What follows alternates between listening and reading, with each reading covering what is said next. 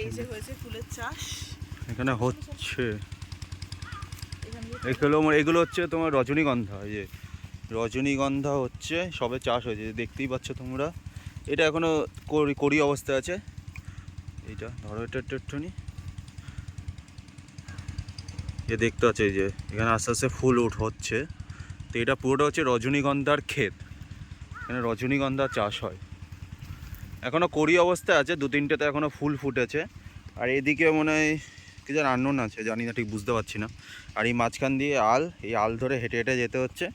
এদিকে একটা, এদিকে একটা, মানে আলাদাই ফিলিং। এদিকে পুরো যতদূর চোখ যাচ্ছে, এদিকে যতদূর চোখ যাচ্ছে পুরোটা হচ্ছে রজনীগন্ধা। এই দিক থেকে শুরু, ওখান থেকে শুরু হয়েছে কলা গাছ, তারপরে হচ্ছে রজনীগন্ধার ক্ষেত শুরু। তারপরে পুরোটা যদি দেখো, যেদিকে চোখ দেবে পুরো রজনীগন্ধা।